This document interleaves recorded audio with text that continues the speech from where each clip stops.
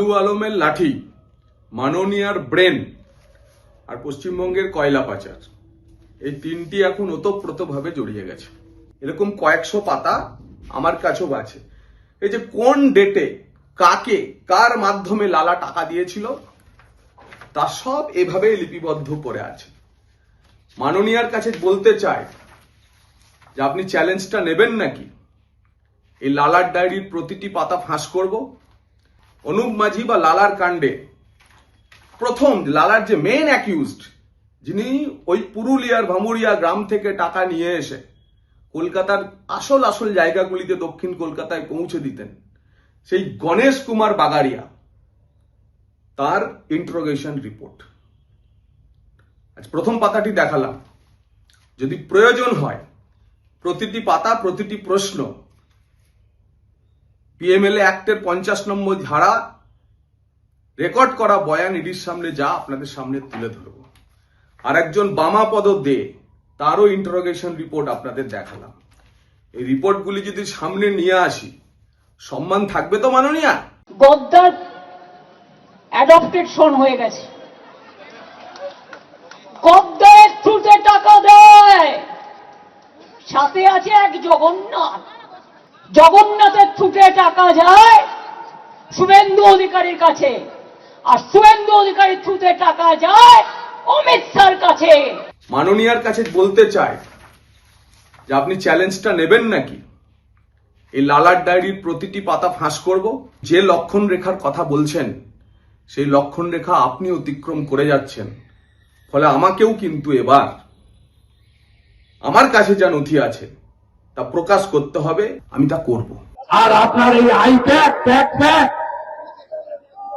আপনি জানেন 2021 ভোটে কাকদ্বীপ ব্রাঞ্চ, এক্সিস ব্যাংক 16 কোটি টাকা কেপি কনস্ট্রাকশন ঠিকাদার সরাসরি আইপ্যাকের অ্যাকাউন্টে ঢুকেছে। নথি চুরি বনাম তথ্য চুরি, ইডির তল্লাশি ঘিরে তরজা এবার গড়ালো এমনই চাঞ্চল্যকর অভিযোগ অবধি। একেবারে হাইকোর্টে পেশ করা পিটিশনে মুখ্যমন্ত্রীর বিরুদ্ধে চুরির মতো গুরুতর অভিযোগ তুলল কেন্দ্রীয় এজেন্সি এনফোর্সমেন্ট ডিরেক্টরেট। পাল্টা ইডির বিরুদ্ধে চুরির অভিযোগ তুললেন মমতা বন্দ্যোপাধ্যায়ও। আইপ্যাকের অফিস এবং আইপ্যাকের কর্ণধার প্রতীক জৈনের বাড়িতে ইডির তল্লাশি, মুখ্যমন্ত্রী সেখানে পৌঁছে যাওয়া, ফাইল নিয়ে বেরিয়ে আসা ঘিরে তোলপাড় চলছে রাজ্য রাজনীতিতে। ইডি এবং তৃণমূল দুপক্ষই হাইকোর্টে মামলা ঠুকেছে।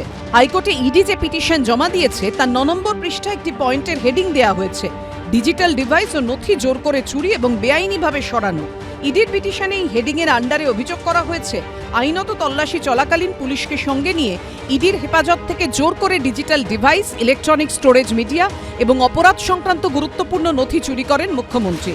এরপর পিটিশনে ইডির তরফে আরও দাবি করা হয়েছে এই ধরনের কার্যকলাপ তথ্য প্রমাণ চুরি, অপরাধমূলক অনুপ্রবেশ, প্রমাণ ধ্বংস এবং অপরাধের বিচার ব্যবস্থার সততার উপর আঘাতের শামিল। পিটিশনে 7 নম্বর পৃষ্ঠাতেও ইডির তরফে অভিযোগ করা হয়েছে তল্লাশিতে হস্তক্ষেপ না করতে অনুরোধ জানানো সত্ত্বেও মুখ্যমন্ত্রী সেখানে ঢোকেন। আইন ভেঙে পুলিশের সাহায্যে অ্যাসিস্ট্যান্ট ডিরেক্টর প্রশান্ত চান্ডিলার থেকে ডিজিটাল ডিভাইস এবং অপরাধ সংক্রান্ত গুরুত্বপূর্ণ নথি জোর করে নিয়ে নেন এবং সোয়া 12টা নাগাদ বেরিয়ে যান। এই সমস্ত পঞ্চনামায় রেকর্ড করা হয়েছে। অন্যদিকে তৃণমূলের তরফে হাইকোর্টে যে পিটিশন পেশ করা হয়েছে সেখানে দাবি করা হয়েছে ইডি একাধিক গুরুত্বপূর্ণ নথি বাজেয়াপ্ত করেছে, যার মধ্যে ভোটের রণকৌশল, প্রচারের কৌশল, অভ্যন্তরীণ মূল্যায়ন, রিসার্চ ইনপুট সহ বহু গুরুত্বপূর্ণ নির্বাচন সংক্রান্ত তথ্য ছিল। 5.5 ঘন্টার সবই তো চুরি করেছো, বাকি কিছু রেখেছো? আমি খবরটা শুনেছিলাম, কিন্তু আমি ভাবলাম হয়তো কথাটা বলতে এসছে। তারপরে আমি প্রতীককে ফোন করলাম, দেখলাম ফোনটা ভিজে যাচ্ছে, ফোনটা ধরছে না। তখন আমার একটা সন্দেহ হলো, আরে পার্টি সব নিয়ে পালাচ্ছে না তো? প্রভাবশালী বলে বাঁচার কোনো জায়গা নেই। গলত কাম, इलीगल काम, क्रिमिनल ऑफेंस, उनके खिलाफ सख्त कार्रवाई बंगाल की मांग है।